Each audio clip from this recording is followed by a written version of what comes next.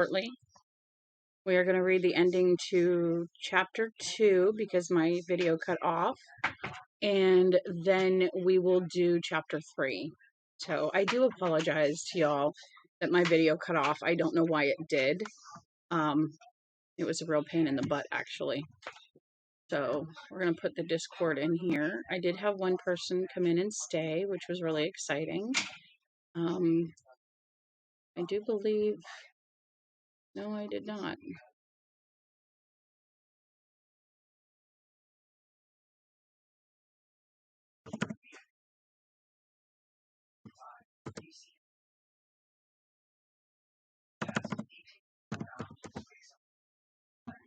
There we go. Now I got it.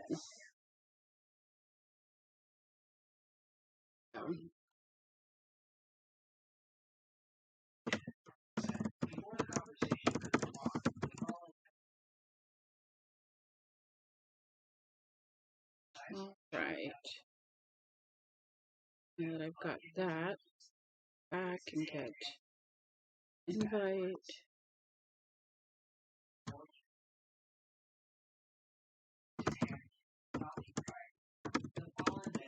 Here's our Discord server. We're reading.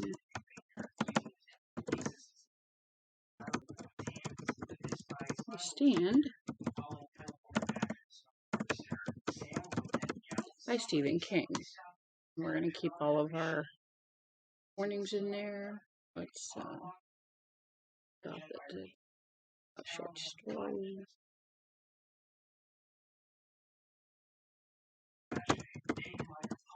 There we go. Have the new one in there. We're going to keep all the warnings in there just in case, because we know there are things that come up. I don't know why this didn't update this. We're going to just put chapter 3 in there, and if we get past chapter 3, that's awesome. And if not, that's awesome too. We're going to give it just a few more minutes. See if anybody else wants to join. And then we'll go from there. So let's wait and see.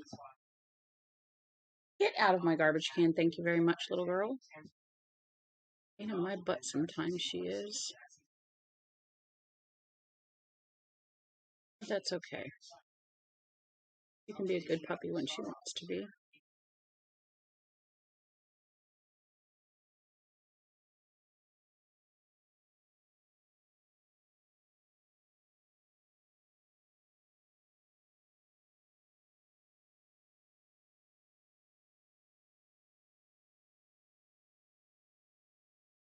I'm sitting here trying to win this solitaire, and it's just not working out so well. I did get a couple of them done, so that makes me happy. But these are expert ones, and I don't do so good on those. I never really have. But that's okay. I like playing them anyway. They're fun.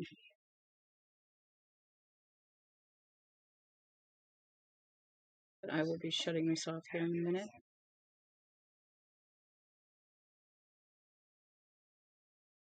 I'm listening to thing. That's gonna happen. They're listening to a thing about Transformers on the TV.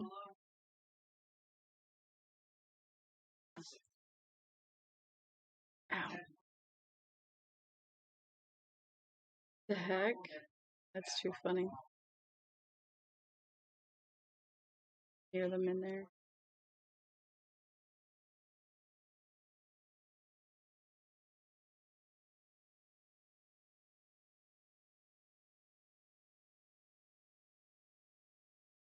Oh yeah. He must get the E-Kicks butt. I think he does anyway. It's pretty good. The movie's not too bad. I like it myself.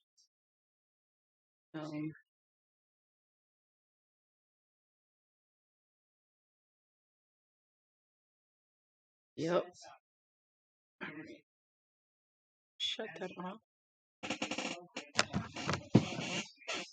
I'm gonna have to mark those so that we read a little bit better. I gotta start kicking on those reading times.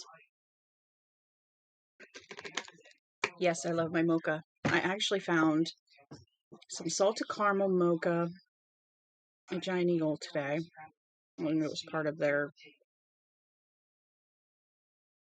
holiday Thanksgiving one. I'm not sure. I didn't see it last month. And then I found a mocha coffee of Starbucks, and I had to try it because they were on sale for like almost half off.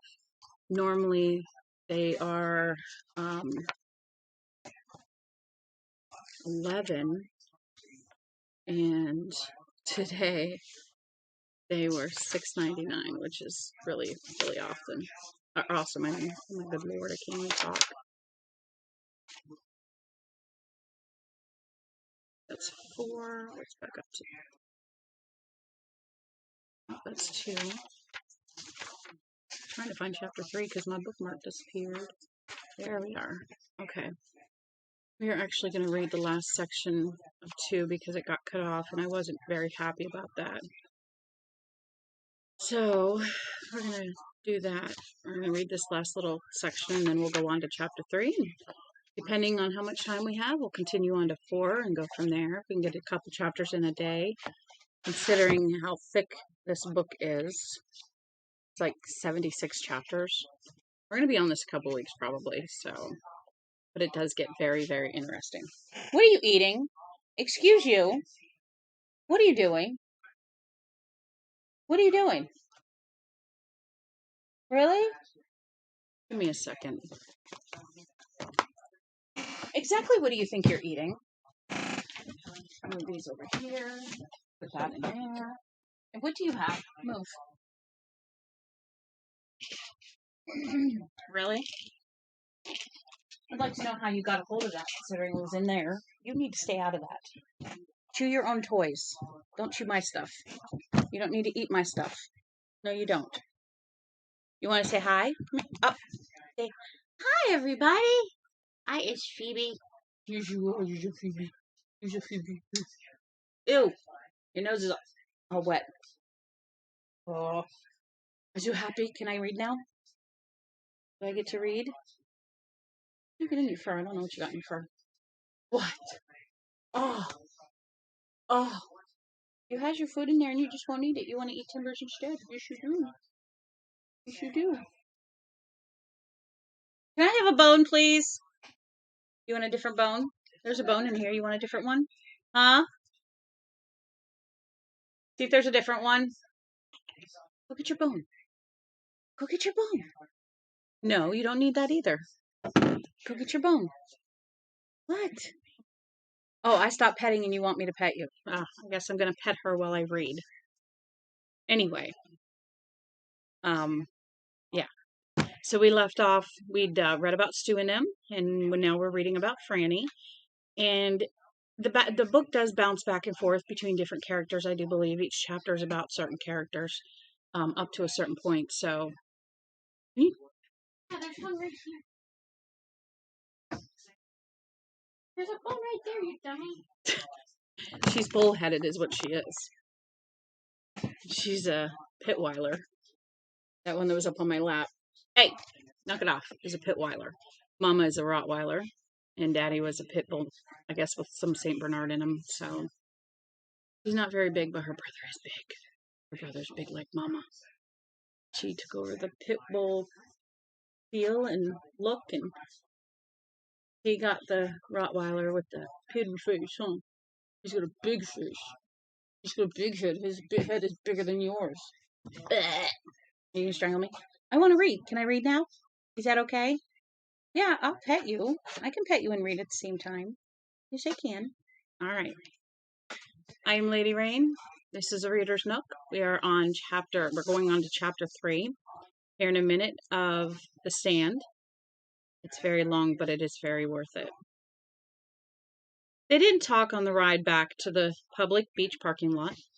She sat with her hands folded in her lap, watching the slices of ocean layered between the cottages just west of the seawall. They looked like some apartments, she thought. Who owned these houses? Most of them still shuddered blindly against the summer that would begin officially in less than a week. Professors from MIT, Boston doctors, New York lawyers. These houses weren't the real biggies. The coast estates owned by men who counted their fortunes in 7 and 8 figures. But when the families who owned them moved in here, the lowest IQ on Shore Road would be Gus, the parking attendant. The kids would have 10 speeds like Jess's. They would have bored expressions, and they would go with their parents to have lobster dinners, and to attend the Algonquin Playhouse. They would idle up and down the main street, masquerading after soft summer's twilight as street people.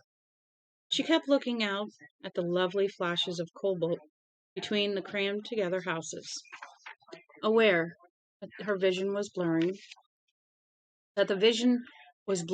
with a new film of tears, the little white cloud that cried. They reached the parking lot, and Gus waved. They waved back. "I'm sorry I hit you, Franny," Jessie said in a subdued voice. "I never meant to do that." "I know. Are you going back to Portland?" "I'll stay here tonight and call you in the morning. But it's your decision, Franny. If you decide, that an abortion is the thing, I'll scrape up the cash." "Pun intended?" "No," he said. "Not at all." He slid across the seat and kissed her chastely. "I love you, Fran." "I don't believe you do," she thought. "Suddenly, I don't believe it at all. But I'll accept it. I'll accept in good grace. I can do that much." "All right," she said quietly. "It's the Lighthouse Motel. Call if you want." "Okay." She slid behind the wheel, suddenly feeling very tired. Her tongue ached miserably where she had bitten it. He walked to where his bike was locked to the iron railing and coasted it back to her. "Wish you'd call, Fran." She smiled artificially. "We'll see. So long, Jess." She put the Volvo in gear, turned around, and drove across the lot to Shore Road. She could see Jess standing by his bike yet, the ocean at his back. For the second time that day, she mentally accused him of knowing exactly what kind of picture he was making. This time, instead of being irritated, she felt a little bit sad.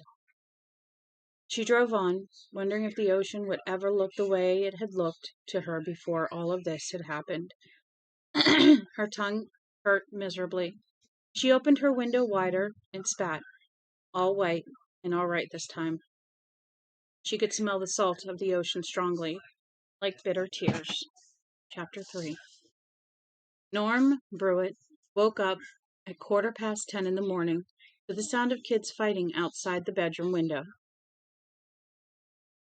and country music from the radio in the kitchen.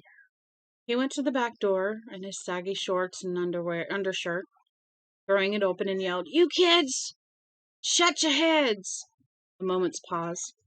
Luke and Bobby looked around from the old and rusty dump truck they had been arguing over. As always, when he saw his kids, Norm felt dragged 2 ways at once.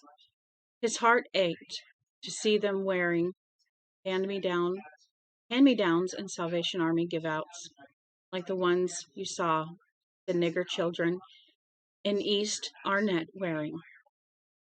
And at the same time, a horrible, shaking anger would sweep through him, making him want to stride out there and beat the living shit out of them.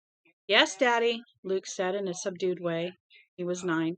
"Yes, Daddy," Bobby echoed. He was 7, going on 8. Norm stood for a moment, glaring at them, and slammed the door shut. He stood for a moment, looking indecisively at the pile of clothes he had worn yesterday. They were lying at the foot of the sagging double bed where he had dropped them. "That slutty bitch," he thought. "She didn't even hang up my duds." "Lila!" he bawled. There was no answer. He considered ripping the door open again and asking Luke where the hell she had gone. It wasn't donated commodities day until next week, and if she was down at the employment office in Braintree again, she was an even bigger fool than he thought. He didn't bother to ask the kids. He felt tired, and he had a queasy, thumping headache. Felt like a hangover, but he'd only had 3 beers down at Hap's the night before. The accident had been a hell of a thing. The woman and the baby dead in the car, the man, Campion, dying on the way to the hospital. By the time Hap had gotten back, the state patrol had come and gone, and the wrecker and the Braintree undertaker's hack, Vic Paltry, had given the laws a statement for all 5 of them. The undertaker, who was also a country coroner, the county coroner, refused to speculate on what might have hit them. But it ain't cholera, and don't you go scaring people saying it is. There'll be an autopsy and you can read about it in the paper. Miserable little pissant, Norm thought, slowly dressing himself in yesterday's clothes. His headache was turning into a real blinder. Those kids had better be quiet, or they're going to have a pair of broken arms to shut up to mouth off about. Why the hell couldn't they have school the whole year round? He considered tucking his shirt into his pants, decided the president probably wouldn't be stopping by that day, and shuffled out into the kitchen in his sock feet. The bright sunlight coming in the east windows made him squint. The cracked Philco radio over the stove sang, "But baby, you can tell me if anyone can. Baby, can you dig your man? He's a righteous man. Tell me, baby, can you dig your man?" Things had come to a pretty pass when they had to play nigger rock and roll music like that on the local country music station. Norm turned it off before he could split his head. Before it could split his head. There was a note by the radio, and he picked it up, narrowing his eyes to read it. "Dear Norm, Sally Hodges says she needs somebody to sit her kids this morning. Says she'll give me $1. I'll be back before lunch. There's sausage, if you want it. I love you, honey." Norm put the note back and just stood there for a moment, thinking it over, trying to get the sense of it in his mind. It was goddamn hard to think past the headache. Babysitting, $1, for Ralph Hodges' wife. The 3 elements slowly came together in his mind. Leela had gone off to sit Sally Hodges' 3 kids to earn a lousy $1, and had stuck him with Luke and Bobby. By God, it was hard times when a man had to sit home and wipe his kids' noses so his wife could go and snatch out a lousy $1 that wouldn't even buy them a gallon of gas. That was hard fucking times. Dull anger came to him, making his head ache even worse. He shuffled slowly to the Frigidaire, bought when he had been making good overtime, and opened it. Most of the shelves were empty, except for leftovers Leela had put up in the refrigerator dishes. He hated those little plastic Tupperware dishes, old beans, old corn, a leftover dab of chili. Nothing a man liked to eat. Nothing in there but little Tupperware dishes and 3 little old sausages done up in candy wrap. He bent, looking for them. The familiar, helpless anger now compounded by the dull throb in his head. Those sausages looked like somebody had cut the cocks off and 3 of those pygmies they had down in Africa or South America or wherever the fuck it was they had them. He didn't feel like eating anyway. He felt damn sick. When he got right down to it, he went over to the stove, scratched a match to the piece of sandpaper nailed to the wall beside it, lit the front gas ring, and put on the coffee. Then he sat down and waited dully for it to boil. Just before it did, he had to scramble his snot rag out of his back pocket to catch a big wet sneeze. Coming down with a cold, he thought.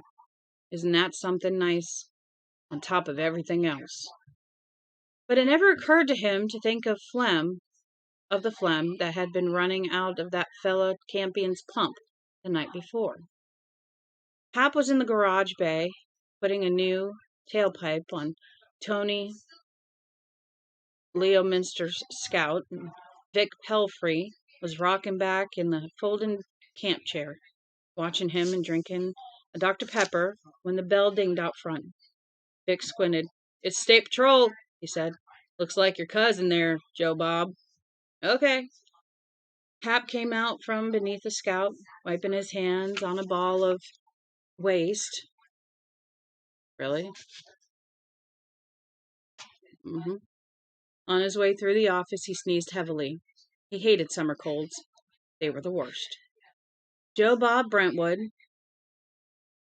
who was almost 6.5 feet tall, was standing by the back of his cruiser, filling up. Beyond him, the 3 pumps Campion had driven over the night before were neatly lined up like dead soldiers. Hey, Joe Bob, Hap said, coming out. Hap, you son bitch, Joe Bob said, putting the pump handle on automatic and stepping over the hose. You lucky this place still standing this morning. Shit. Stu Redmond saw the guy coming and switched off the pumps. There was a load of sparks, though. Still damn lucky. Listen, Hap, I came over for something besides a fill-up. Yeah? Joe Bob's eyes went to Vic, who was standing in the station door. Was that old geezer here last night? Who, Vic? Yeah, he comes over almost every night. Can he keep his mouth shut? Sure, I reckon. He's a good enough old boy. The automatic feed kicked off. Hap squeezed off another 20 cents worth, then put the nozzle back on the pump and switched it off. He walked back to Joe Bob. So, what's the story? Well, let's go inside. I guess the old fella ought to hear too. And if you get a chance, you can phone the rest of them that was here. He walked across the tarmac and into the office. Good morning to you, officer, Vic said. Joe Bob nodded. Coffee, Joe Bob? Hap asked. I guess not. He looked at them heavily. Thing is, I don't know how my superiors would like me being here at all. I don't think they would. So when those guys come here, you don't let them know I tipped you, right? What guys, officer? Vic asked. Health department guys, Joe Bob said. Vic said, Oh, Jesus, it was cholera? I knowed it was. Hap looked from one to the other. Joe Bob? I don't know nothing, Joe Bob said, sitting down in one of the plastic Woolco chairs. His bony knees came nearly up to his neck. He took a pack of Chesterfields from his blouse pocket and lit up. Finnegan, there, the coroner. That was a smart ass, Hap said fiercely. You should have seen him strutting around in here, Joe Bob, just like a pea turkey that got his first hard on. Shushing people and all that. He's a big turd and a little bull, all right, Joe Bob agreed. Well, he got Dr. James to look at this Campion, and the two of them called in another doctor that I don't know. Then they got on the phone to Houston, and around 3 this morning, they came in to that little airport outside of Braintree. Who did? Pathologists, 3 of them. They were in there with the bodies until about 8 o'clock, cutting on them, I guess, is my guess. Although I don't know for sure. Then they got on the phone to the plague center in Atlanta, and those guys are going to be here this afternoon. But they said in the meantime that the State Department was to send some fellas out here and see all you guys that were in the station last night, and the guys that drove the rescue unit to Braintree. I don't know, but it sounds to me like they wanted you quarantined. Moses in the bulrushes, Hap said, frightened. The Atlanta Plague Center's federal, Vic said. Would they send out a plane load of federal men just for cholera? Search me, Bob Joe said. But I thought you guys had the right to know. For all I heard, you just tried to lend a hand. It's appreciated, Joe Bob, Hap said slowly. What did James and this other doctor say? Not much, but they looked scared. I never seen doctors look scared like that. I didn't much care for it. Heavy silence fell. Joe Bob went to the drink machine and got a bottle of Fresca. Faint hissing sound of the carbonation was audible as he popped the cap. As Joe Bob sat down again, Hap took a Kleenex from the box next to the cash register and wiped his runny nose and folded it in the pocket of his greasy overall. What have you found out about Campion? Vic asked. Anything? We're still checking. Joe Bob said, with a trance of importance. His ID says he was from San Diego, but a lot of the stuff in his wallet was 2 or 3 years out of date. His driver's license was expired. He had a Bank of America card that was issued in '86, and that was expired too. He had an Army card, so we're checking with them. The captain has a hunch that Campion hadn't lived in San Diego for maybe 4 years. AWOL? Vic asked. He produced a big red bandana, hawked, and spat into it. Don't know.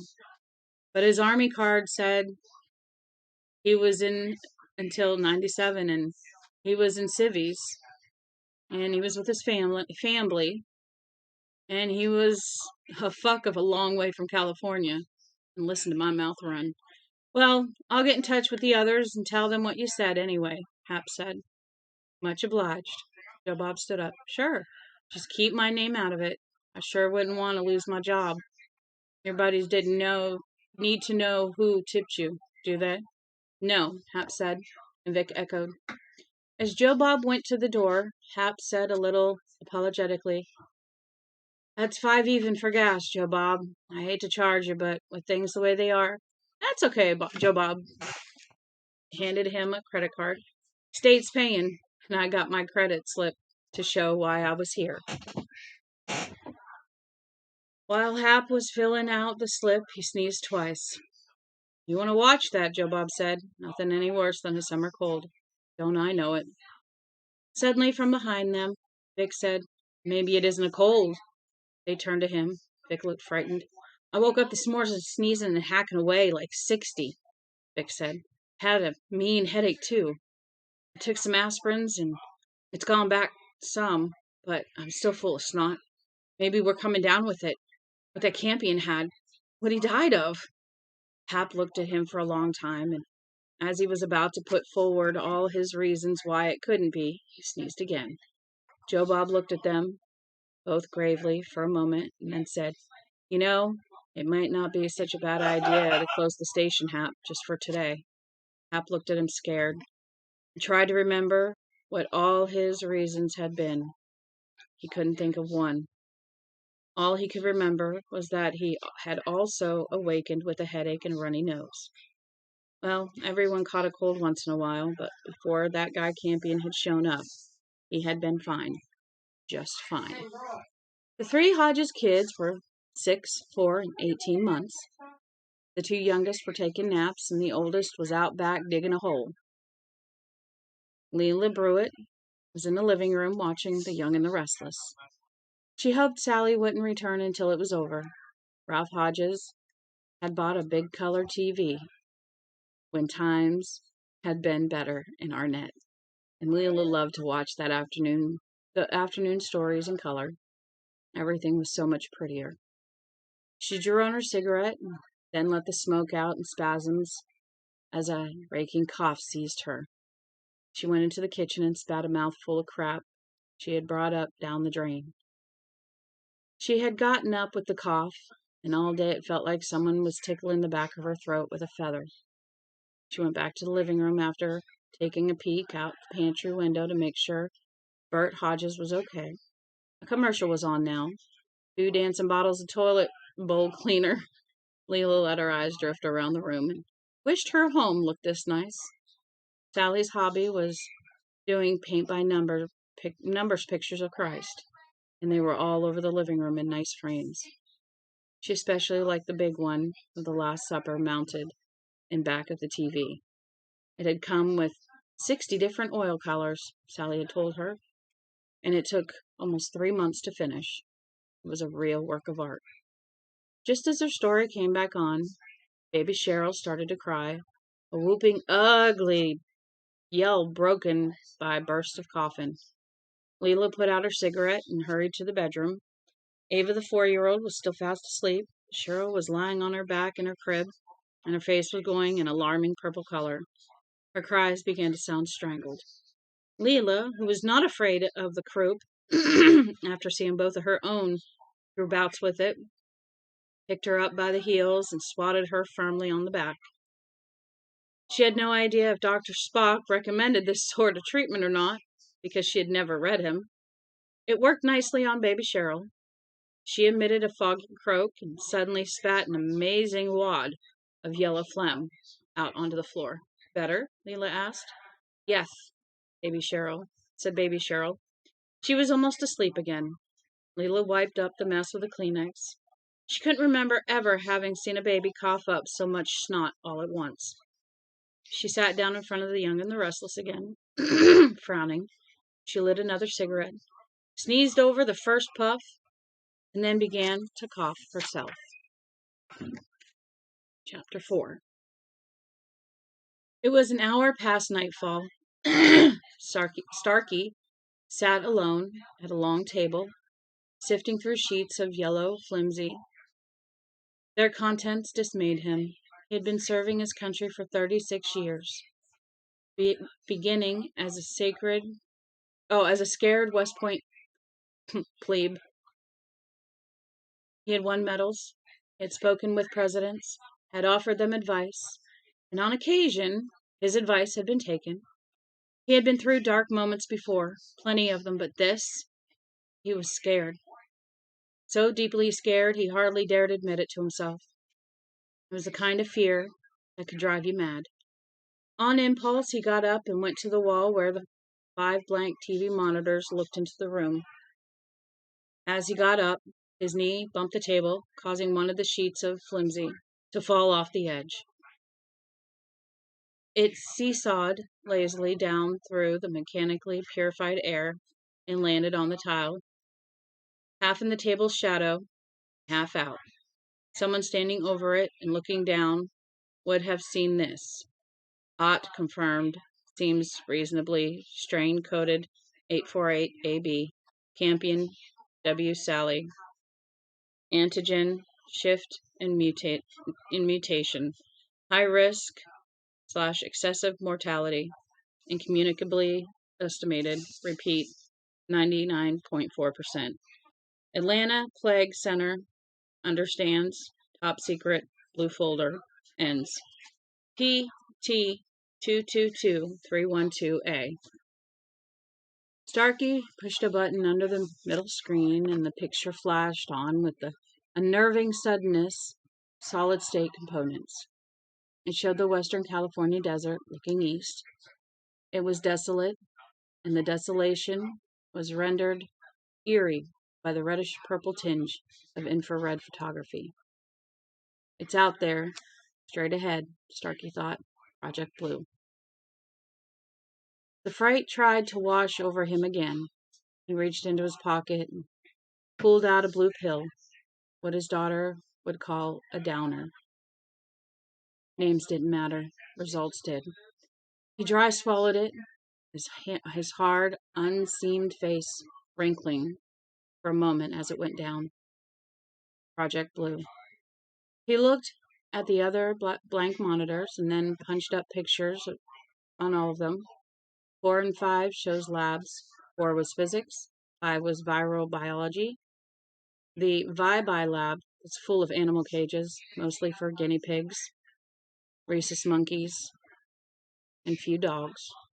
None of them appeared to be sleeping. In the physics lab, a small centrifuge was still turning around and round. Starkey had complained about that. He had complained bitterly. There was something spooky about the centrifuge whirling gaily around and around and around, while Dr. Eswick lay dead on the floor nearby, sprawled out like a scarecrow that had tipped over in a high wind. That explained to him that the centrifuge was on the same circuit as the lights, and if they turned off the centrifuge, the lights would go too. And the cameras down there were not equipped for infrared. Starkey understood. Some more brass might come down from Washington and want to look at the dead Nobel Prize winner who was lying 400 feet under the desert, less than a mile away. If he turned off the centrifuge, we turn off the professor. Elementary. What his daughter would have called a catch-22. He took another downer and looked into monitor 2. This was the one he liked least of all. He didn't like the man with the face in the soap. Suppose someone walked up to you and said, "You will spend eternity with your fizz in a bowl of soup." It's like the old pie in the face routine. It stops being funny when it starts being you. Monitor 2 showed the Project Blue cafeteria. The accident had occurred almost perfectly between shifts, and the cafeteria had been lightly populated. He supposed it hadn't mattered much to them, whether they had died in the cafeteria or in their bedrooms or their labs. Still, the man with his face in the soup. A man and a woman in blue coveralls were crumpled at the foot of the candy machine. A man in white coverall lay beside the Seaberg jukebox. At the tables themselves were 9 men and 14 women. Some of them slumped beside Hostess Twinkies, some with spilled cups of Coke and Sprite still clutched in their stiff hands. At the second table, near the end, there was a man who had been identified as Frank D. Bruce. His face was in a bowl of what appeared to be Campbell's chunky sirloin soup. The first monitor showed only a digital clock. Until June 13th, all the numbers on that clock had been green. Now, they had turned bright red. They had stopped. The figures read 06, 13, 90, 02, 37, 16. June 13th, 1990, 37 minutes past 2 in the morning and 16 seconds. From behind him came a brief burring noise. Starkey turned off the monitors one by one and then turned around. He saw a sheet of flimsy on the floor and put it back on the table. Come. It was Creighton. He looked grave and his skin was a slaty color. More bad news, Starkey thought serenely. Someone else had taken a long, high dive into the cold bowl of chunky sirloin soup. Hi, Len, he said quietly. Len Creighton nodded. Billy, Christ, I don't know how to tell you. I think one word at a time might be best, soldier. Those men who handled Campion's body are through their prelims in Atlanta, and the news isn't good. All of them? 5 for sure. There's one. His name is Stuart Redmond, who's negative so far. But as far as we can tell, Campion himself was negative for over 50 hours. If only Campion hadn't run, Starkey said. That was a sloppy security, Len. Very sloppy. Creighton nodded. Go on. Our net has been quarantined. We've isolated at least 16 cases of constantly shifting A-prime flu there so far. And those are just the overt ones. The news media? So far, no problem. They believe it's anthrax. What else? One very serious problem. We have a Texas highway patrolman named Joseph Robert Brentwood. His cousin owns the gas station where Campion ended up. He dropped by yesterday morning to tell Hobscomb the health people were coming. We picked him up 3 hours ago, and he's en route to Atlanta now. In the meantime, he's been patrolling half of East Texas. God knows how many people he's been in contact with. Oh, shit, Starkey said. I was appalled by the watery weakness in his voice and the crawl that had started near the base of his testicles and was now working up into his belly. 99.4% communicability, he thought. It played insanely over and over in his mind, and that meant 99.4% excess mortality, because the human body couldn't produce the antibodies necessary to stop the constantly shifting antigen virus. Every time the body did produce the right antibody, the virus simply shifted to a slightly new form. For the same reason, a vaccine was going to be almost impossible to create. 99.4%. Christ, he said. That's it? Well, go on, finish. Softly then, Creighton said. Hammer's dead. Billy. Suicide. He shot himself in the eye with a service pistol. Project Blue specs were on his desk. I guess he thought leaving them there was all the suicide note anybody would need. Starkey closed his eyes. Vic Hammer had been, his son-in-law. How was he supposed to tell Cynthia about this? I'm sorry, Cindy. Vic took a high dive into a cold bowl of soup today. Here, have a downer. You see, there was a goof. Somebody made a mistake with a box. Somebody else forgot to pull a switch that would have sealed off the base. The lag was only 40-some seconds, but it was enough. The box is known in the trade as a sniffer. It's made in Portland, Oregon. Defense Department contract 164480966. The boxes are put together in separate circuits by female technicians, and they do it that way so none of them really know what they're doing.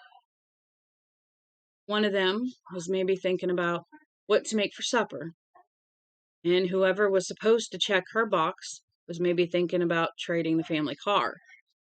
Anyway, Cindy, the last coincidence was that a man at the number 4 security post, a man named Campion, saw the numbers go red just in time to get out of the room before the door shut and maglocked. Then he got his family and ran. He drove through the main gate just 4 minutes before the sirens started going off, and we sealed the whole base. And no one started looking for him until nearly an hour later, because there was no monitors in the security posts.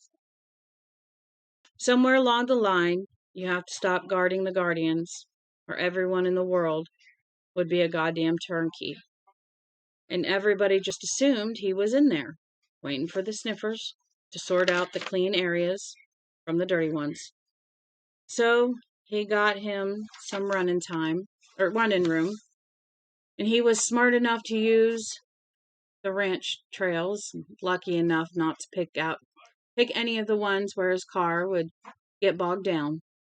Then someone had to make a command decision on whether or not to bring in the state police, the FBI, or both of them, and that fabled buck got passed hither, thither, and yon. By the time someone decided the shop out to handle it, this happy disease asshole, had gotten to Texas. And when they finally caught him, he wasn't running anymore, as he and his wife and his baby daughter were all laid out on cooling boards in some pissant little town called Braintree, Texas. Anyway, Cindy, what I'm trying to say is that this was a chain of coincidence on the order of winning the Irish sweepstakes, with a little incompetence thrown in for good luck. Or bad luck, please excuse me, but mostly it was just a thing that happened. None of it was your man's fault. But he was the head of the project, and he saw the situation start to escalate, and then, "Thanks, Len," he said. "Billy, would you like? I'll be up in 10 minutes. I want you to schedule a general staff meeting 15 minutes from now. If they're in bed, kick them out." "Yes, sir." "And Len?" "Yes." "I'm glad you were the one who told me." "Yes, sir." Creighton left. Starkey glanced at his watch, then walked over to the monitor set into the wall. He turned on 2, put his hands behind his back, and stared thoughtfully into Project Blue's silent cafeteria. Chapter 5. Larry Underwood pulled around the corner and found a parking space big enough for the Datsun Z between the fire hydrant and somebody's trash can that had fallen into the gutter. There was something unpleasant in the trash can, and Larry tried to tell himself that he really hadn't seen the stiffening dead cat and the rat gnawing at its white furry belly. The rat had gone so fast from the sweep of his headlights that it really might not have been there. The cat, however, was fixed in stasis, and, he supposed, killing the Z's engine. If you believe in one, you have to believe in the other. Didn't they say that Paris had the biggest rat population in the world? All those old sewers. But New York did well too. And if he remembered his misspent youth well enough, not all the rats in New York City went on 4 legs. And what the hell was he doing parked in front of this decaying brownstone thinking about rats anyway?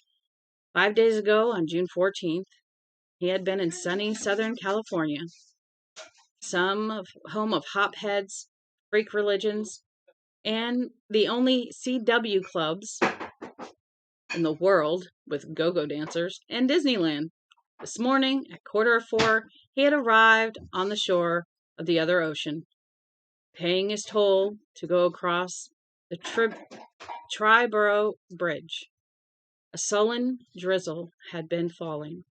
Only in New York can an early summer drizzle seem so unrepentantly sullen. Larry could see the drops accreting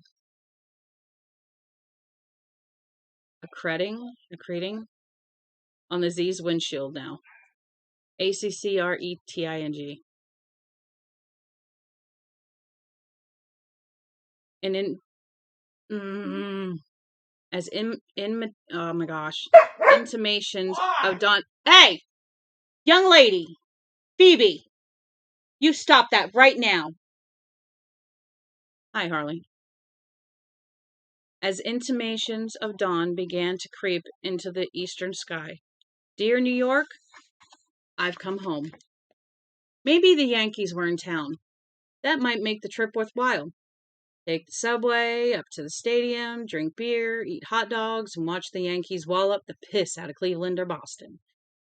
His thoughts drifted off, and when he wandered back to them, he saw that the light had gotten much stronger. The dashboard clock read 6:05. He had been dozing.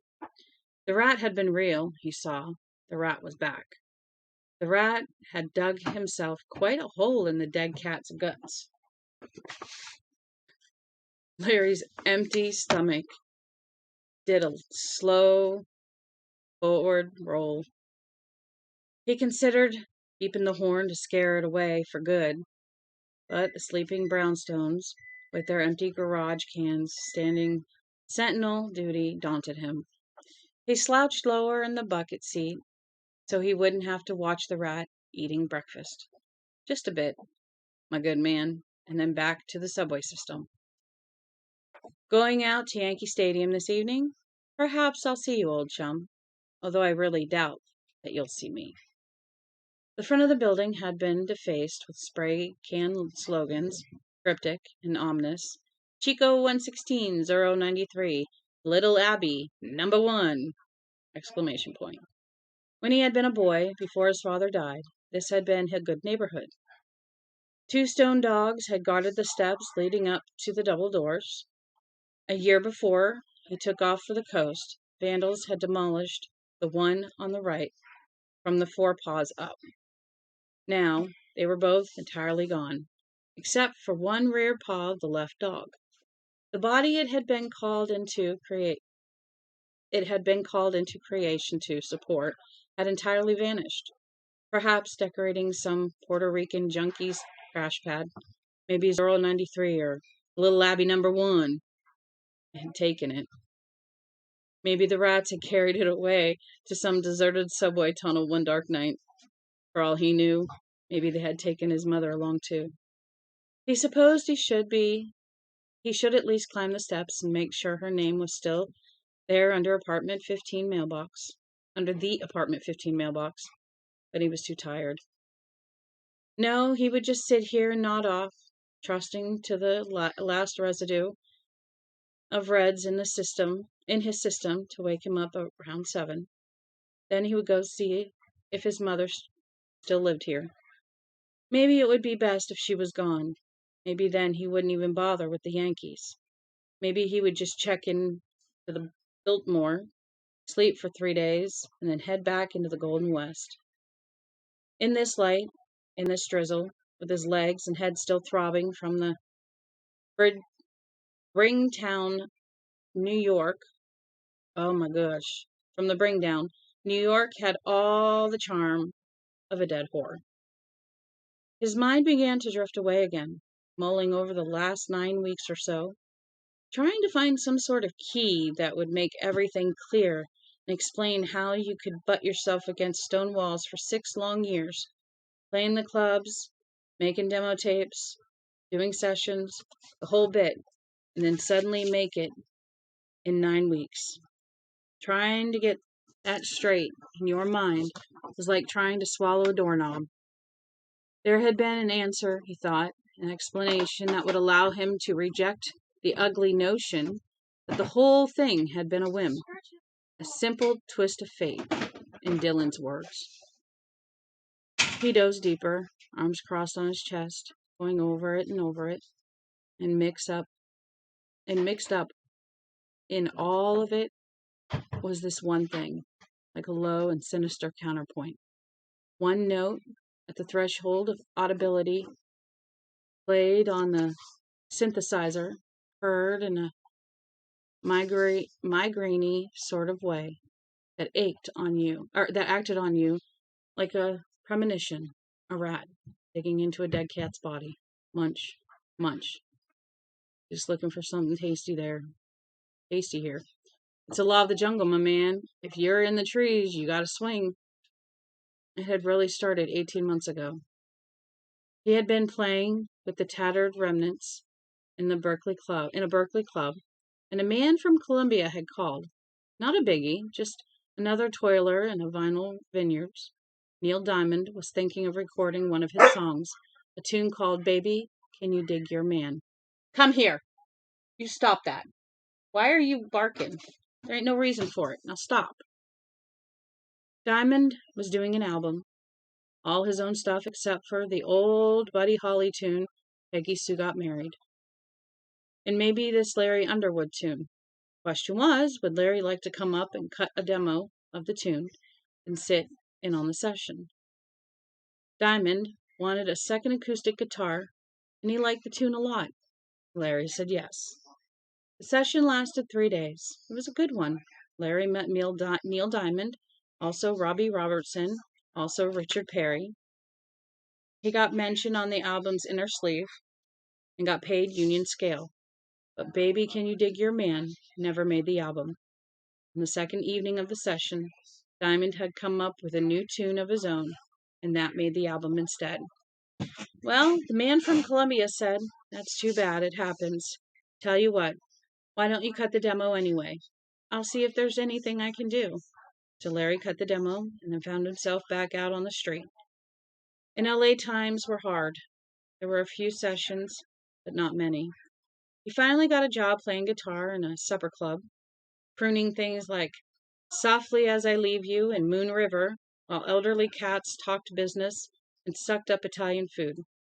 He wrote the lyrics on scraps of notepaper, because otherwise he tended to mix them up or forget them altogether, recording the tune while he went, trying to look suave like Tony Bennett, vamping and feeling like an asshole. In elevators and supermarkets, he had become morbidly aware of the low music that played constantly. Then 9 weeks ago, and out of the blue, the man from Columbia had called. They wanted to release his demo as a single. Could he come in and back it? Sure, Larry said. He could do that. So he had gone into Columbia's LA studios on a Sunday afternoon, double-tracked his own voice on Baby, Can You Dig Your Man in about an hour, and then backed it with a song he had written for the Tattered Remnants, Pocket Savior. The man from Columbia presented him with a check for $500, and the stinker of the contract that bound Larry to more than it did the record company. He shook Larry's hand, told him it was a good to have him aboard, offered him a small, pitying smile when Larry asked him how the single would be promoted, and then took his leave. It was too late to deposit the check, so Larry ran through his repertoire and Geno's with it in his pocket. Near the end of his first set, he sang a subdued version of Baby, Can You Dig Your Man? The only person who noticed was Geno's proprietor, who told him to save the nigger bebop for the cleanup crew. 7 weeks ago, the man from Columbia called again and told him to go get a copy of Billboard. Larry ran. Baby, Can You Dig Your Man was one of 3 hot prospects for that week. Larry called the man from Columbia back, and he had asked Larry how he would like to lunch with some of the real biggies to discuss the album. They were all pleased with the single, which was getting airplay in Detroit, Philadelphia, and Portland, Maine already. It looked as if it was going to catch. It had won a late night Battle of the Sounds contest 4 nights running on one Detroit soul station. No one seemed to know that Larry Underwood was white. He had gotten drunk at a luncheon and hardly noticed how his salmon tasted. No one seemed to mind that he had gotten loaded. One of the biggies said he wouldn't be surprised to see Baby, Can You Dig Your Man carry off a Grammy next year. It all rang gloriously in Larry's ears. He felt like a man in a dream, and going back to his apartment, he felt strangely sure that he would be hit by a truck, and that would end it all. The Columbia Biggies had presented him with another check, this one for $2,500. When he got home, Larry picked up the telephone and began to make calls. The first one was to Mort Gino Green. Larry told him he'd have to find somebody else to play Yellow Bird while the customers ate his lousy, undercooked pasta. Then he called everyone he could think of, including Barry Gregg of the Remnants. Then he went out and got standing up, falling down drunk. 5 weeks ago, the single had cracked Billboard's Hot 100, number 89, with a bullet. That was the week spring had really come to Los Angeles. And on a bright, sparkling May afternoon, with the buildings so white and the ocean so blue that they would knock your eyes out and send them rolling down your cheeks like marbles, he had heard his record on the radio for the first time. 3 or 4 friends were there, including his current girlfriend, and they were moderately done up on cocaine. Larry was coming out of the kitchenette and into the living room with a bag of Toll House cookies when the familiar KLMT slogan, Naomi, USIC, came on. Ah, Naomi music came on. There we go. And then Larry had been transfixed by the sound of his voice coming out of the Technics speakers. I know I didn't say I was coming down. I know you didn't know I was here in town. But baby, can you tell me if anyone can? Baby, can you dig your man? He's a righteous man. Tell me, baby, can you dig your man? Jesus, that's me, he had said. He dropped the cookies onto the floor and then stood gape-mouthed and stone flabbergasted as his friends applauded. 4 weeks ago, his tune had jumped to 73 on the Billboard chart. He began to feel as if he had pushed rudely into an old-time silent movie where everything was moving too fast. His phone rang off the hook. Columbia was screaming for the album, wanting to capitalize on the single's success. Some crazy rat's ass of an A&R man called 3 times in one day, telling him he had to get in on record 1. Not now, but yesterday, and record a remake of the McCoys' Hang On Sloopy as the follow-up.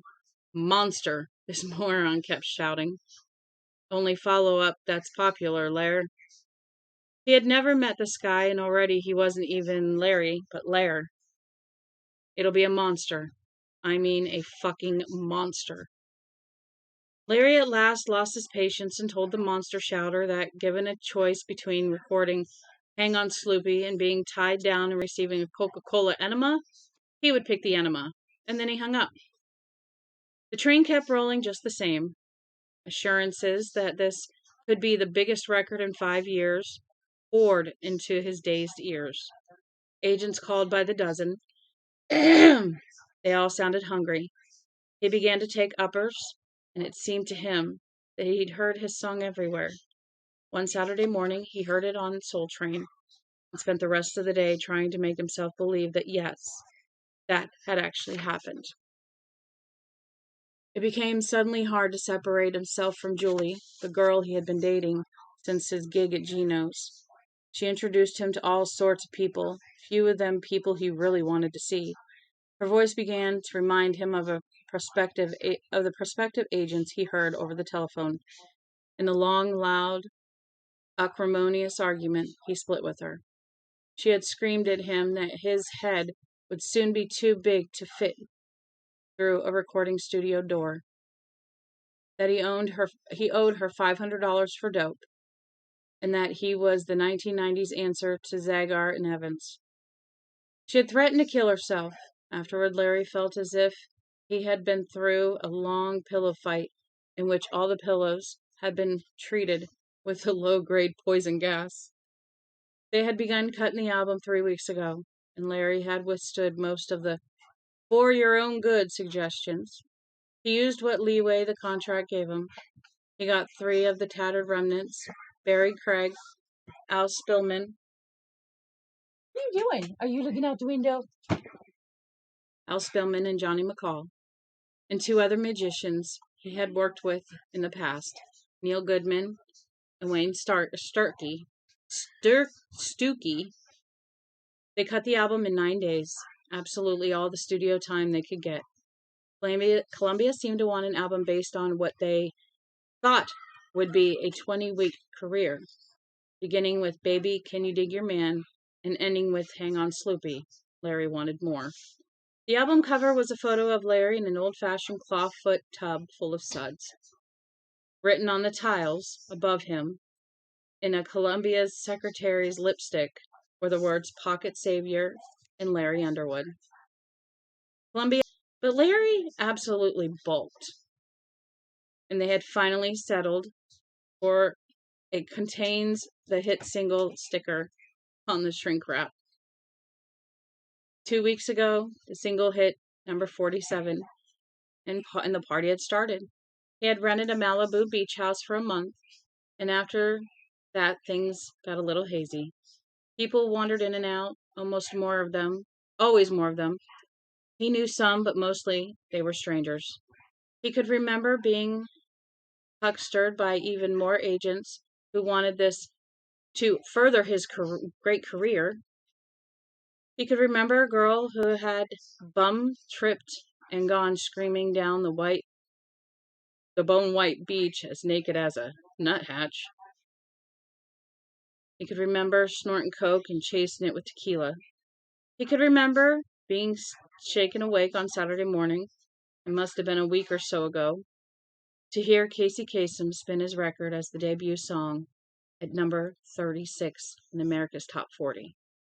He could remember taking the great many reds and vaguely dickering for the Datsun Z with a $4,000 royalty check that had come in the mail.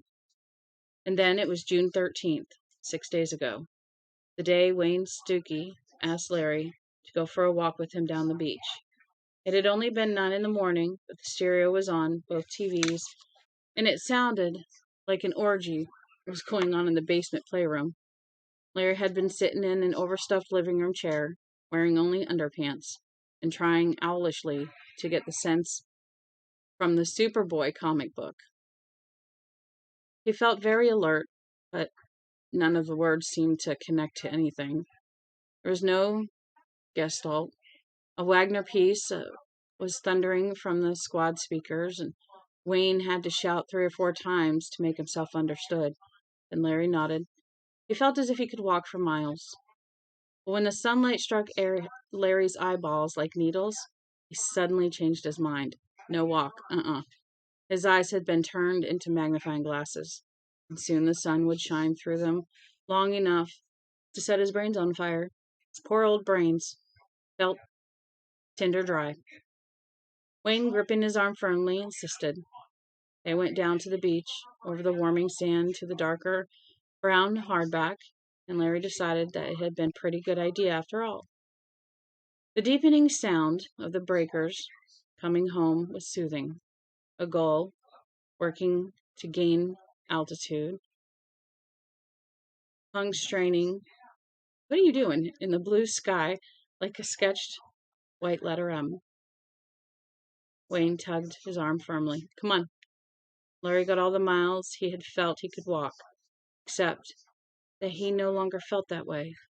He had an ugly headache, and his spine felt as if it had turned to glass. His eyeballs were pulsing, and his kidneys ached dully.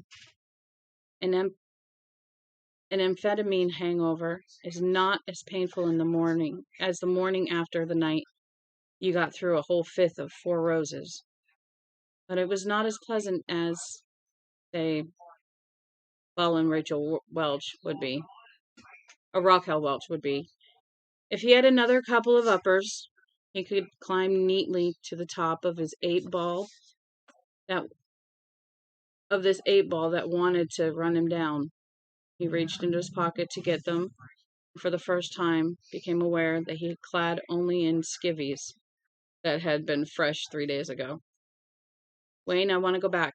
Let's walk a little more. He thought that Wayne was looking at him strangely, with a mixture of exasperation and pity. No, man, I only got my shorts on.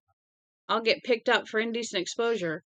On this part of the coast, you can wrap a bandana around your wing-wang and let your balls hang free and still not get picked up for indecent exposure. Come on, man. I'm tired, Larry said fearlessly.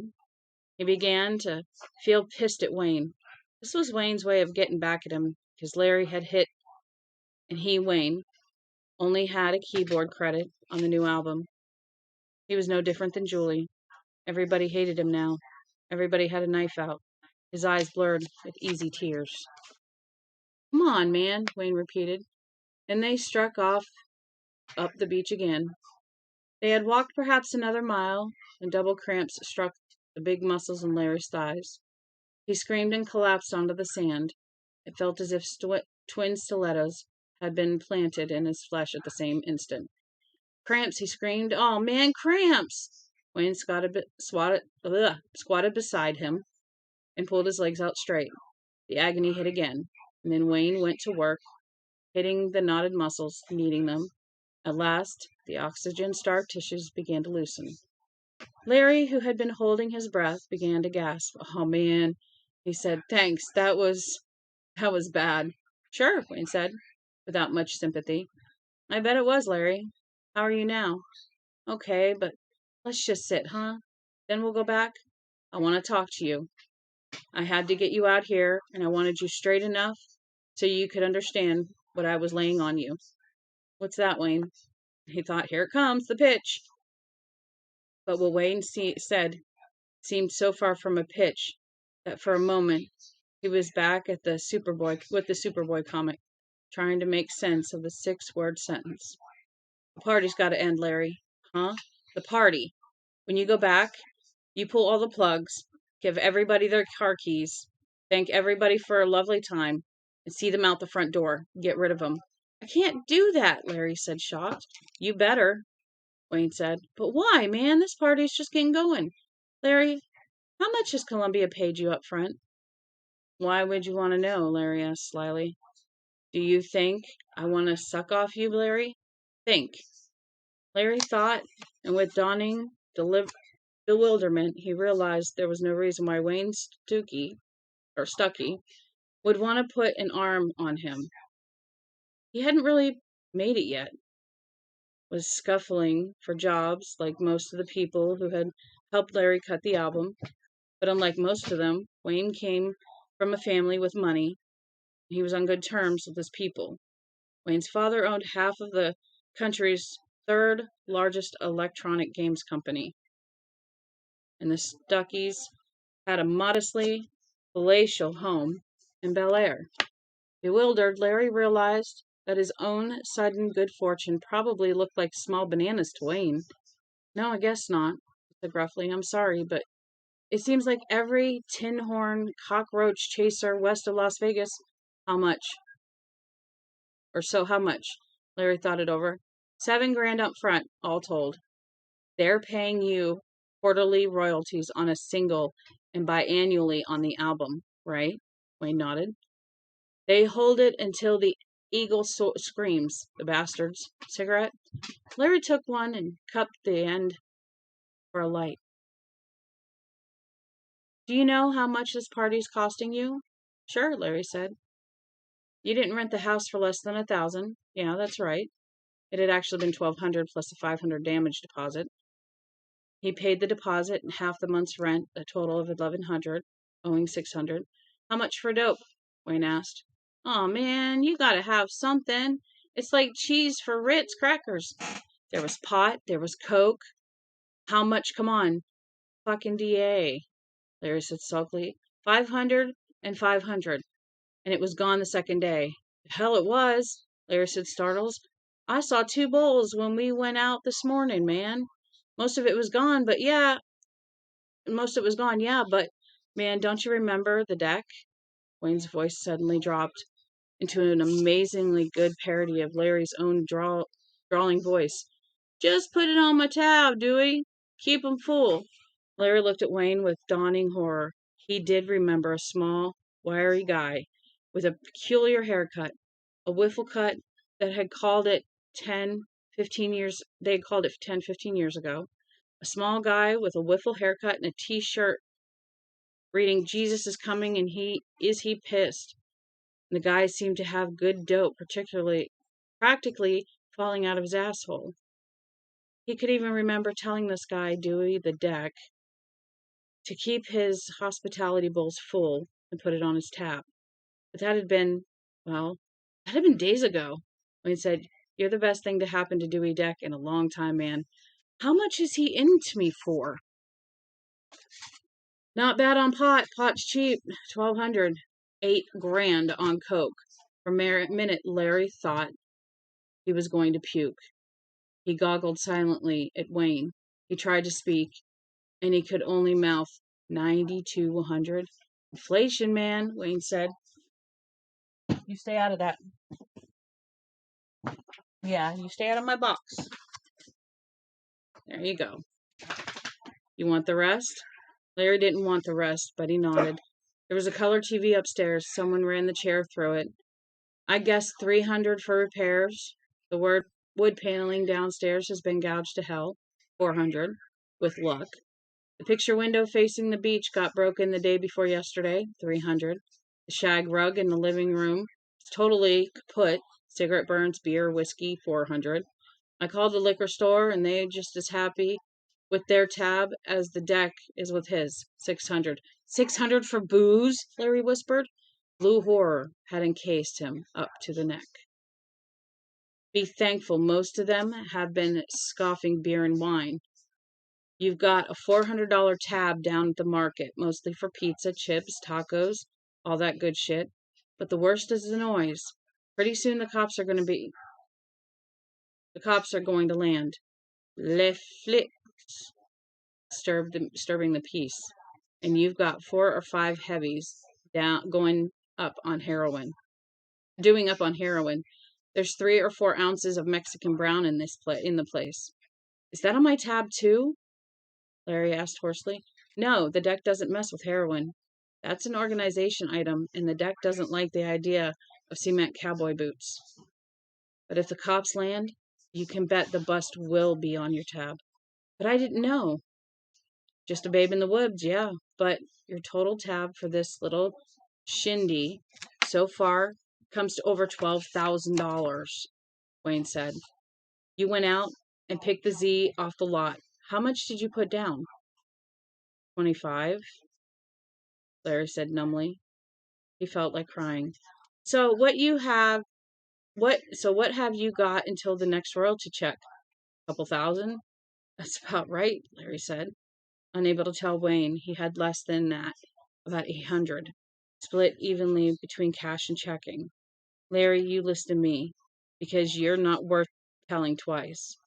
There's always a party waiting to happen. Out here, the only 2 constants are the constant bullshitting and constant party. They come running like dicky birds looking for bugs on a hippo's back. Now they're here. Pick 'em off your carcass and send them on their way. Larry thought of the dozens of people in the house. He knew maybe 1 person in 3 at this point. The thought of telling all those unknown people to leave made his throat want to close up. He could lose their good opinion. Opposing this thought came an image of Dewey Deck refilling the hospitality bowls, taking a notebook from his back pocket and writing it all down at the bottom of his tab. Him in his wiffle haircut and his trendy t-shirt. Wayne watched him calmly as he squirmed between these two pictures. Man, I'm going to look like an asshole of the world, Larry said, finally, hating the weak and petulant words as they fell from his mouth. Yeah, they'll call you a lot of names. They'll say you're going Hollywood, getting a big head, forgetting your old friends, except none of them are your friends, Larry. Your friends saw what was happening 3 days ago and split the scene.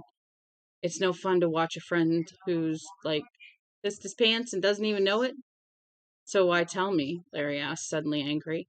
The anger was prodded out of him by the realization that all his real good friends had taken off. And in retrospect, all their excuses seemed lame. Barry Gregg had taken him aside, had tried to talk to him, but Larry had been really flying, and he had just nodded and smiled indulgently at Barry. Now he wondered if Barry had been trying to lay this same rap on him. It made him embarrassed and angry to think so. Why tell me? Why tell me? He repeated. I get the feeling you don't like me so very goddamn much. No, but I really don't dislike you either. Beyond that, man, I couldn't say. I could have let you get your nose punched on this. Once would have been enough for you. What do you mean? You'll tell him, because there's a hard streak in you. There's something in you that's like biting on tinfoil. Whatever it takes to make success, you've got it. You'll have a nice little career, middle of the road pop. No one will remember in 5 years. The junior high boppers will collect your records. You'll make money. Larry balled his fists on his legs. He wanted to punch that calm face. Wayne was saying things that made him feel like a small pile of dog shit beside a stop sign. Go on back and pull the plug, Wayne said softly. Then you get in that car and go. Just go, man. Stay away until you know the next royalty check is waiting for you. But Dewey, I'll find a man to talk to Dewey. My pleasure, man. The guy will tell Dewey to wait for his money like a good little boy, and Dewey will be happy to oblige. He paused, watching 2 small children in bright bathing suits run up the beach. A dog ran beside them, rolfing loudly and cheerily at the blue sky. Larry stood up and forced himself to say thanks. The sea breeze slipped in and out of his aging shorts. The words came out of his mouth like a brick. You gotta go away somewhere and get your shit together, Wayne said, standing up beside him, still watching the children. You've got a lot of shit to get together. What kind of manager you want, what kind of tour you want, what kind of contract you want after Pocket Savior hits. I think it will. It's got a neat little beat. If you give yourself some room, you'll figure it all out. Guys like you always do. Guys like you always do. Guys like you always do. Guys like. Somebody was tapping a finger on the window. Larry jerked, then sat up. A bolt of pain went through his neck, and he winced at the dead, cramped feel of the flesh there. He had been asleep, not just dozing, reliving California. But here and now, it was gray New York daylight. Really? Be right back. Give me a second. What are you doing? Seriously. Leave my bottles alone. This is yours. I'm going to have to move them if she keeps getting into them. Dang. Stop that. Stop that. What are you watching?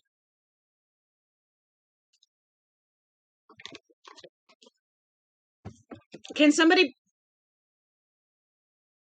Is Belle down here?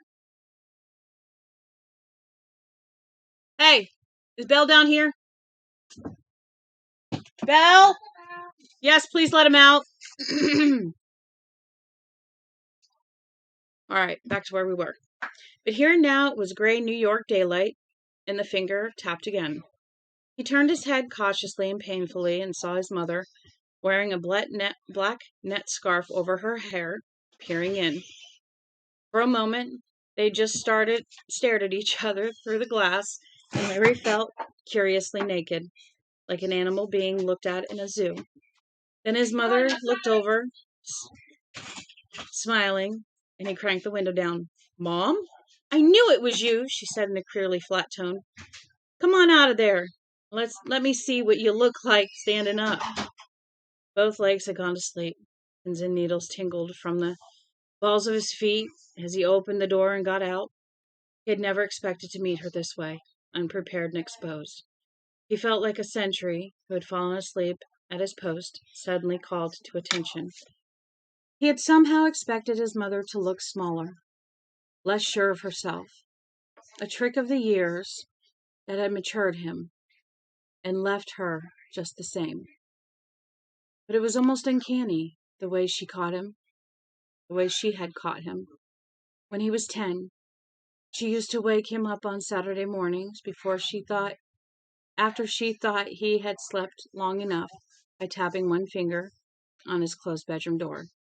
She had awakened him the same way 14 years later, sleeping in his new car like a tired kid who had tried to stay up all night and got caught by the Sandman in an undignified position. Now he stood before her, his hair corkscrewed, a faint, rather foolish grin on his face, pins and needles still coursed up his legs, making him shift from foot to foot. He remembered that she always asked him if he had to go to the bathroom when he did that, and now he stopped the movement and let the needles prick him at will. "Hi, Mom," he said. She looked at him without saying anything, and a dread suddenly roosted in his heart like an evil bird coming to an old nest. It was a fear that she might turn away from him, deny him, show him the back of her cheap coat, and simply go off to the subway around the corner, leaving him.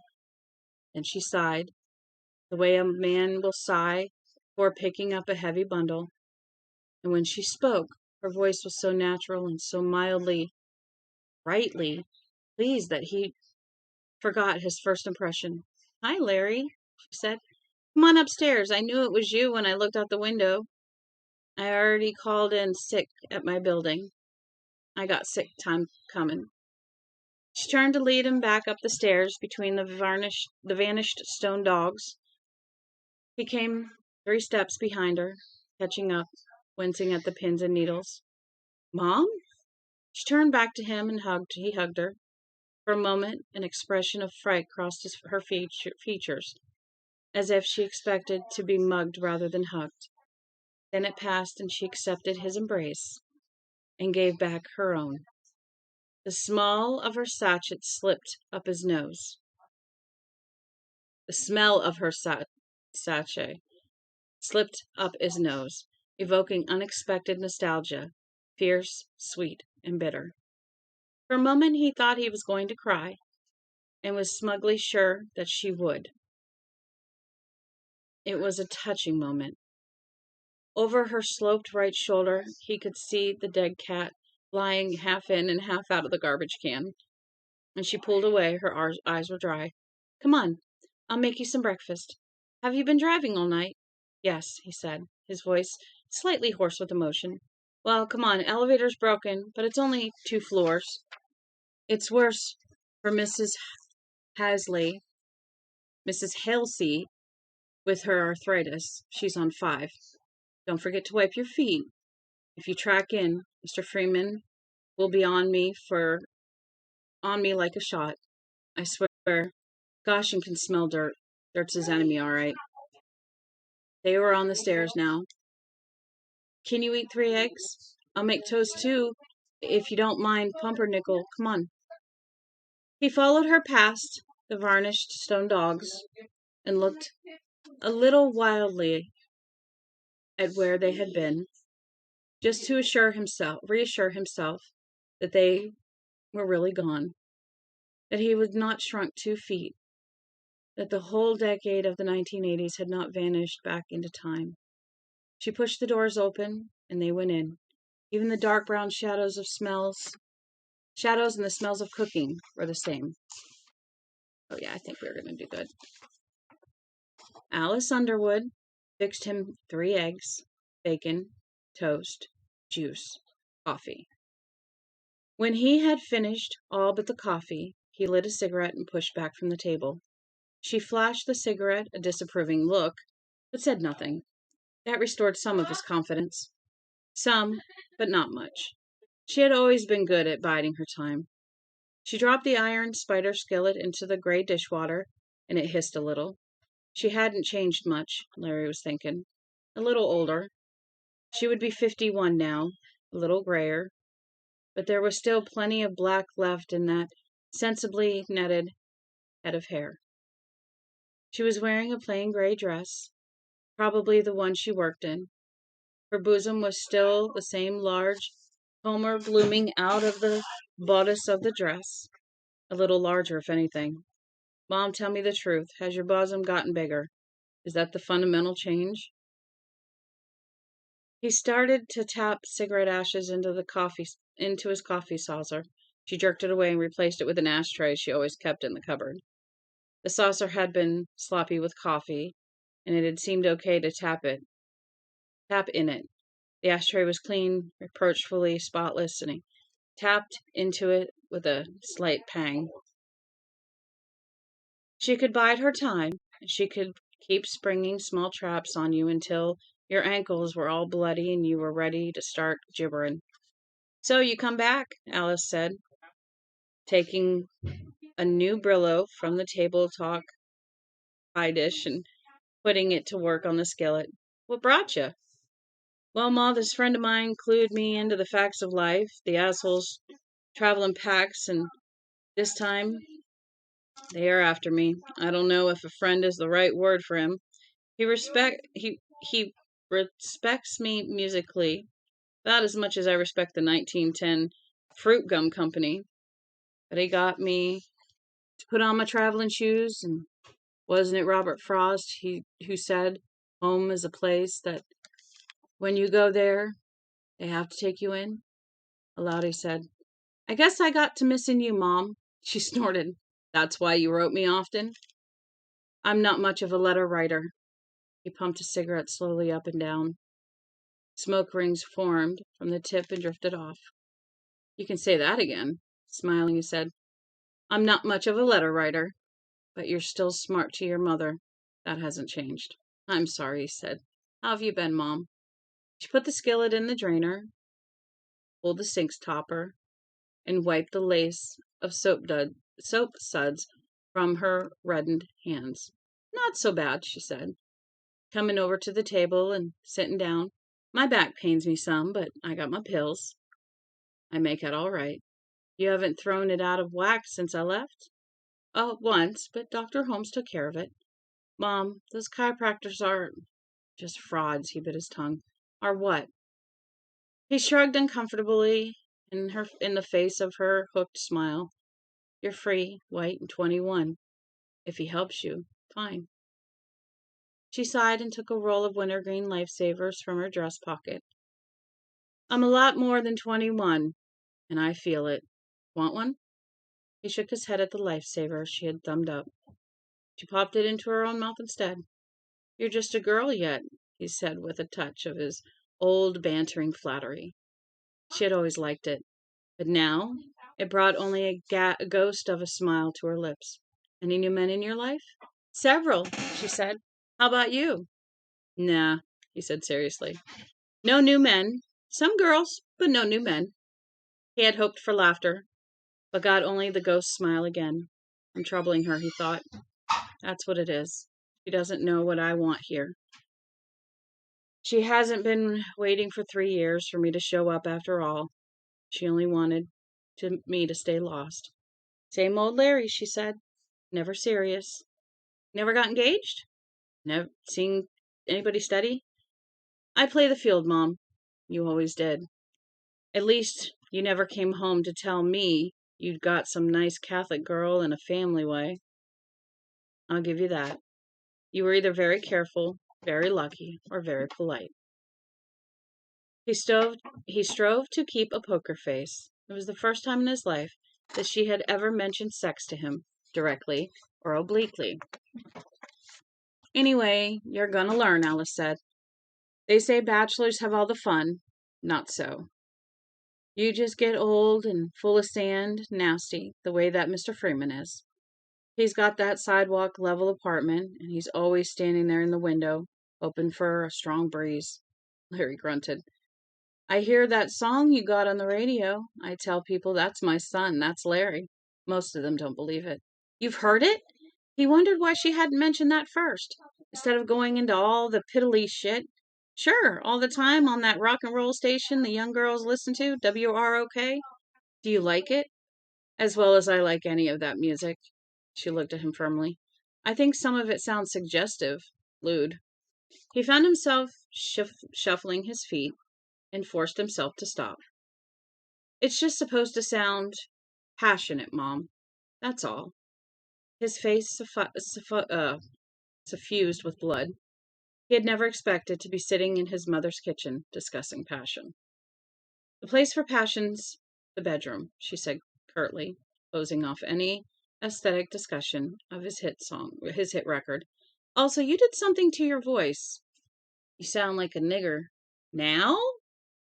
He asked, amused. No, on the radio. That brown sound. She show do go round, Larry said, doing his voice to Bill Withers' level and smiling. Just like that, she said. She nodded. When I was a girl, we thought Frank's. Now they have this rap they call it, screaming I call it. She looked at him grudgingly. At least there's no screaming on your record. I got a royalty, he said. A certain percent. Oh, I get a royalty, he said. A certain percent of every record sold. It breaks down to, oh, go on, she said, and made a shooing gesture with her hand. I flunked all my maths. Have they paid you yet? Or did you get a... They haven't paid me much, he said, skating up to the edge of the lie, but not quite over it. I made a down payment on the car. I'm financing the rest. Easy credit terms? She asked balefully. That's how your father... This was an old rap, and Larry just let it flow over him, nodding at the right places. His father had owned a haberdashery. Okay. A Robert Hall had opened not far away, and a year later his business had failed. Putting on 110 pounds in 3 years. He had dropped dead in the corner luncheonette when Larry was 9, a half-finished meatball sandwich on his plate in front of him. At the wake, when her sister tried to comfort a woman who looked absolutely without needing comfort, Alice Underwood said, It could have been worse. It could, she said, looking past her sister's shoulder and directly at her brother-in-law. Had been drink. Alice brought Larry the rest of the way up on her own, dominating his life with her proverbs and prejudices until he left home. Her last remark to him, as he and Rudy Schwartz drove off in Rudy's old Ford, was that they have poorhouses in California, too. Yes, sir, that's my mama. Do you want to stay here, Larry? She asked softly. Startled, he counted. Do you mind? There's room. The rollaway's still in the back bedroom. I've been storing things back there, but you could move some of the boxes around. All right, he said slowly. If you're sure you don't mind. I'm only in for a couple of weeks. I thought I'd look up some old guys. Mark, Gallon, David, Chris, those guys. She got up, went to the window, and tugged it up. You're welcome to stay as long as you like, Larry. I'm not so good at expressing myself, maybe, but I'm glad to see you. We didn't say goodbye very well. There were harsh words. She showed him her face. Still harsh, but also full of terrible, reluctant love. For my part, I regret them. I only said them because I love you. I never knew how to say them other ways. That's all right, he said, looking down at the table. The flush was back. He could feel it. Listen, I'll chip in for stuff. You can you can if you want. If you don't want to, you don't have to. I'm working. Thousands aren't. You're still my son. He thought of the stiffening cat, half in and half out of the garbage can, and of Dewey the duck, smilingly filling filling the hospitality bowls, and he suddenly burst into tears as his hands blurred double in the wash of them. He thought that this should be her bit, not his. Nothing had gone the way he thought it would. Nothing. She had changed after all. So had he.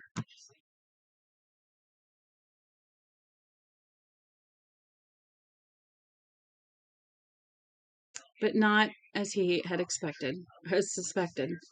An unnatural reversal had occurred. She had gotten bigger, and he had somehow gotten smaller. He had not come home to her because he had to go somewhere. He had come home because he was afraid and he wanted his mother. She stood by the open window, watching him.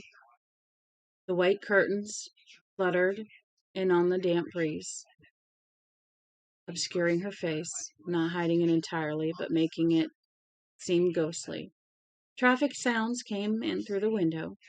She took the handkerchief from the bodice of her dress and walked over to the table and in on put it in one of his groping hands. There was something hard in Larry.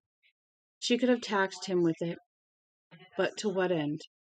His father had been a softy, and in her heart of hearts, she knew it was that which had really sent him to the grave. Max Underwood had been done in more by lending credit than taking it. So when it came to that hard stake, who did Larry have to thank or blame? His tears couldn't change that stony outcropping of his character any more than a single summer cloudburst could change the shape of rock. There were good users of such hardness, for such good uses for such hardness. She knew that. Had known it a woman had known it as a woman raising a boy on her own in a city that cared little for mothers and less for their children. But Larry hadn't found any yet. He had just what she he was just what she said he was. Same old Larry. He would go along, not thinking, getting people, including himself, into jams. And when the jams got bad enough, he would call upon that hard streak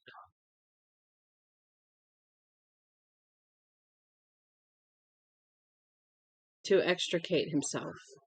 As for the others, he would leave them to sink or swim on their own. Rock was tough, and there was toughness in his character, but he still used it destructively. She could see in it in his eye. She could see it in his eyes, read it in every line of his posture, even in the way he bobbed his cancer stick to make those little rings in the air.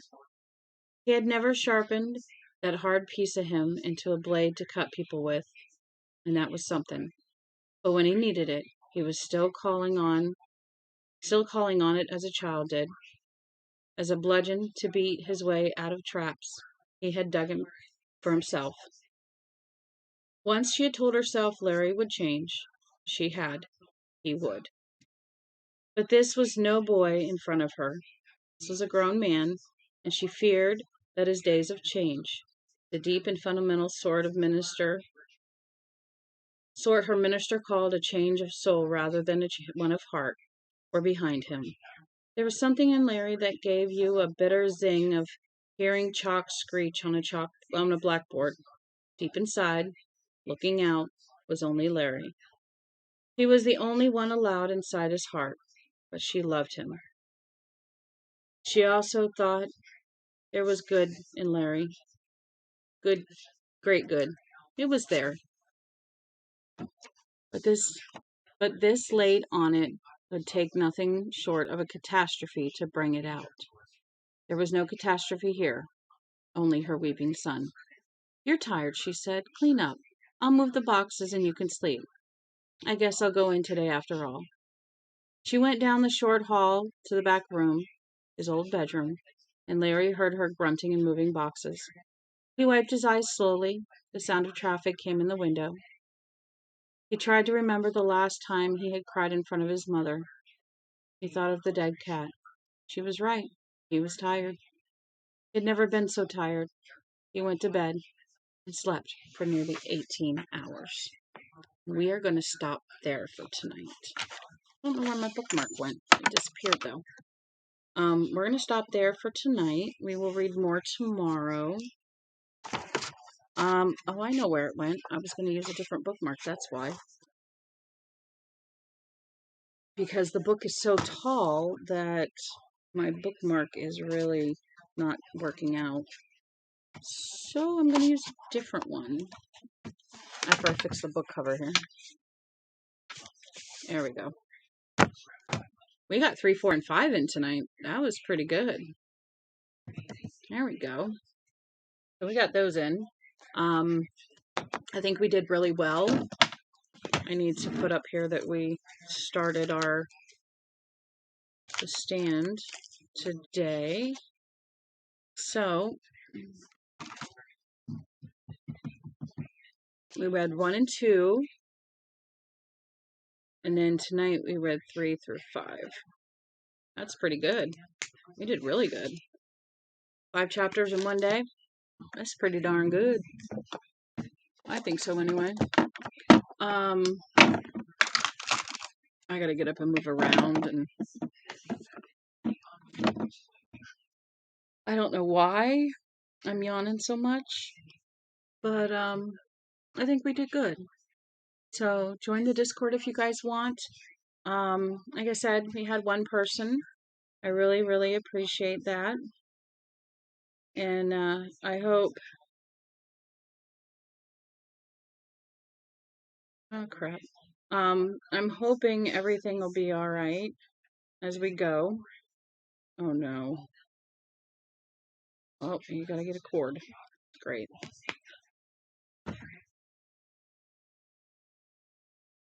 Sorry. I don't know why I'm yawning. Maybe it's because I didn't really sleep. I don't know. Anyway. My son sent me a picture. Poor Kai's headset got kind of chewed. I think that's what it is anyway. If you guys join the Discord, tell me what you think so far. I do have... It's not really like... Nobody's really talking yet.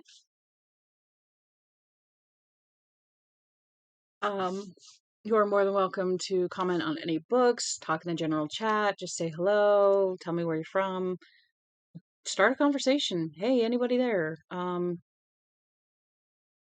answer when anybody talks. I welcomed everybody in. I know 3 people joined and 2 didn't stay, but that's okay. You know, that's perfectly fine. I'm not one of those people, you have to follow me. You have to be here. You have to do this. If you want to join the Discord, join the Discord. If you want to follow me, follow me. You'll know when I'm on. I am trying to set up a schedule.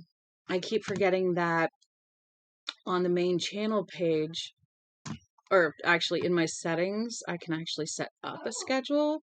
But I'm kind of not wanting to put up a schedule because if I'm a little late, then people might get upset. I try to do 11 and 7. But like tonight, I was a little late because I was getting some dishes done. This morning, I had, a couple appointments. So it's just, you got to kind of keep an eye on it. I try to keep you updated. The Discord is where I could definitely keep you guys updated, to, what's going on. I can put in there, updates. I'm going to be late. I'll be on in a little bit. I'm more towards 8, more towards 12, whatever. Because here, I don't know if you can really do the chat. I don't know if you can really do the chat if you're not live, because the chat restarts for me every time. And so this yawning's gonna drive me nuts. So I guess the Discord would be a good way. And I did put up a small video I deleted that was just like, hey, I'm gonna be late, whatnot. But yeah, so I'm hoping around 11 tomorrow. I don't think I have anything I have to do.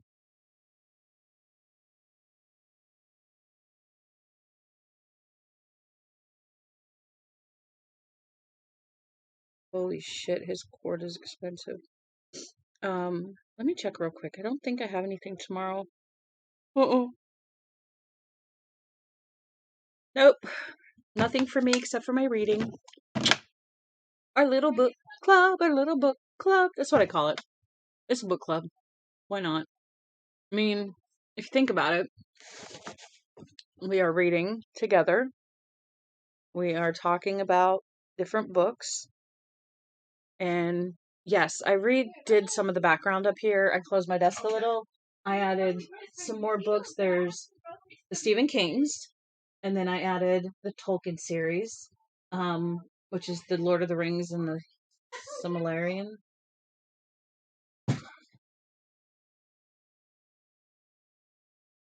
Silmarillion, excuse me. The Twilight series, yes, I have those. The Aragon series, which I found out there's one more book, and then I guess there's a mini book, and then War and Peace, and I got the last book to the Dark Tower series. I could not believe it. There was a sale today at like a book sale at our library, and we got a ton of books. And the last book I needed, Song of Susanna, was there, and I could not believe it. My son found it, and I was like, serious now. I do have most of the 12 books of the Left Behind series. I've got Jane Austen books. So it just kind of depends, but for now, we're going to stick to the nice Stephen King scary books. The Stand is one I really, really have been wanting to read, and I've been really debating it, and finally I'm going to do it. So it took me about 2 weeks to read the Dome, and that's just me reading by myself. But if we can read 5 chapters a day, we might get through it. Oh, it's going to take us a couple weeks. Yeah, it'll still probably take us a couple weeks. So we'll see what we can do. But yeah, I got to get on my Book Mori and start this. I keep an app on my phone. It's called Book Mori. And when I do books, I just add a book and I search it. And then I type in the book I want. And I hit the search button. And then like Stephen King, I'll hit The Stand. Let me see if this is got the same amount of pages. If not, I'll fix the pages. How many pages are in this? Does it say how many pages it has? Probably not. Watch it not say how many pages. Just because it doesn't want to. Oh, good Lord. Nope, 11:53. 11:54. There's another one. All right. And then reading. Start today. And then I save it. And then I'll back it up. And what I'll do is on my book calendar, yesterday was a day that I didn't have any books at all for the first time since, actually, I started The Gunslinger yesterday. So I can't say that. I can say I started The Gunslinger. So I will add another book. I'm reading it by myself. That's part of the first book of the Dark Power series. I'll find that. Gunslinger. It's up there.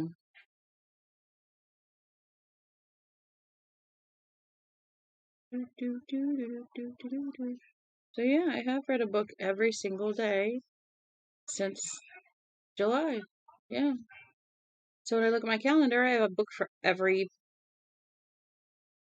day since July. July, August, September, October, November. About 5 months worth. Anyway, now I can turn that off because I got that added in. So I add in every book that I read.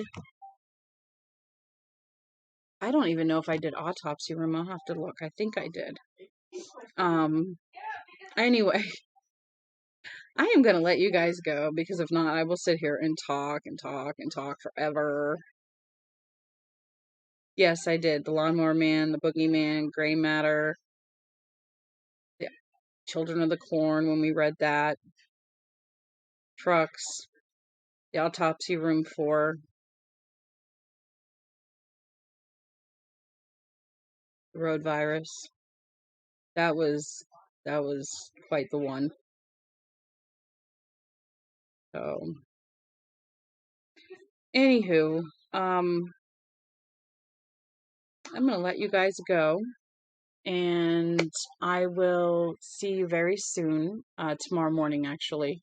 So, I want to thank you for sticking with me. I want to say thank you, appreciate you, and I appreciate y'all. I just really do. If you want to follow me, follow me. You'll know when I'm on. There's our Discord server, and yeah. So, thank you for being here with me in our little book club.